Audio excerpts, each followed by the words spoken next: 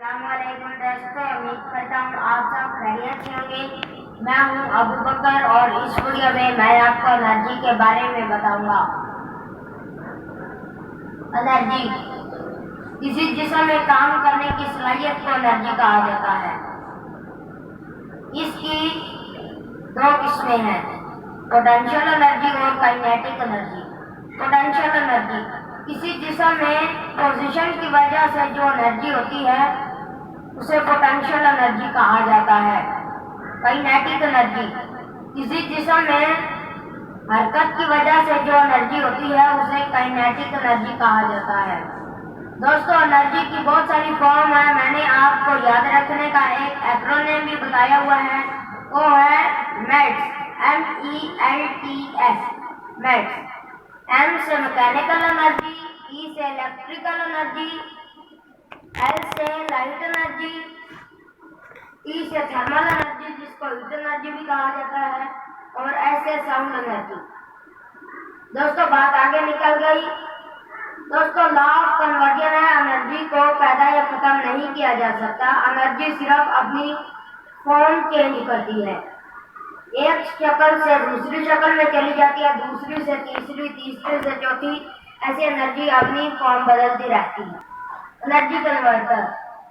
دوستو، کنورٹ کا معنی ہے تبدیل کرنا، اور کنورٹر تبدیل کرنے والی۔ انرجی کنورٹر یعنی انرجی کو تبدیل کرنے والی۔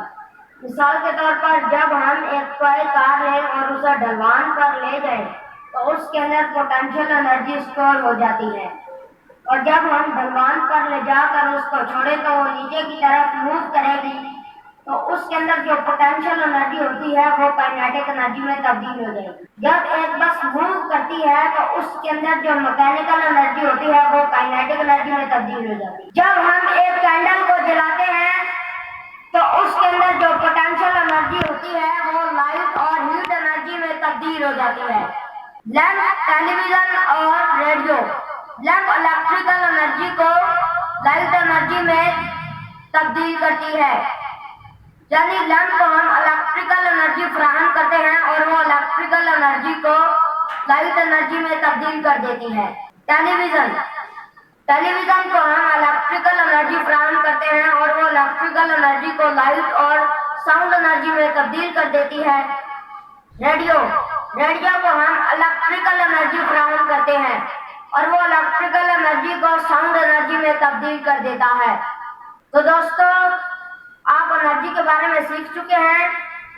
دوستو، میرے کچھ ناظرین نے مجھ سے یہ سوال کیا کہ ابو بکر بھائی، آپ ہمیں بتائیں کہ گیس کا پریشر کیسے بنتا ہے۔ تو میں اپنے پیارے ناظرین کے کہنے پر آپ کو بتاؤں گا کہ پریشر کیسے بنتا ہے۔ گیس پریشر ان کنٹینر۔ دوستو، میں نے آپ کو سالڈ، لیکوڈ اور گیس کے بارے میں بتایا ہوا۔ سالڈ کے مالیکیول ساتھ جڑے ہوتے ہیں، لیکوڈ کے مالیکیول تھوڑے تھوڑے فاصلے پر ہوتے ہیں، اور گیس کے مالیکیول کافی فاصلے پر ہوتے ہیں۔ گیس کے مالیکیول کنٹینر کے اندر مسلسل حرکت کرتے رہتے ہیں، ان کی کوئی سمت نہیں ہوتی۔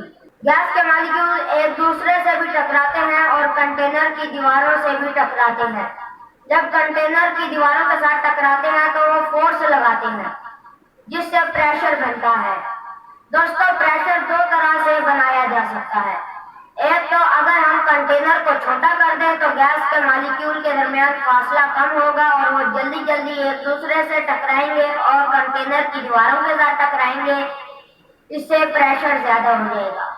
اور دوسرا طریقہ ہے کہ ہم کنٹینر کے اندر گیس کو بڑھا دیں تو گیس کے مالیکیول زیادہ ہو جائیں گے، جس سے بھی پریشر بنے گا۔ تو دوستو، امید ہے آپ ان چیزوں کے بارے میں جان چکے ہیں۔ آپ مجھے کمنٹ کر کے بتائیں کہ آپ کیا سیکھنا چاہتے ہیں اور میں آپ کو کیا چیز سکھاؤں۔ دوستو، اگر میری کوئی غلطی ہو تو آپ بتائیں۔ ابھی تو دوستی ہو چکی ہے ہم دونوں کی، ابھی تو غلطی ہو تو بتایا کریں۔ اللہ حافظ۔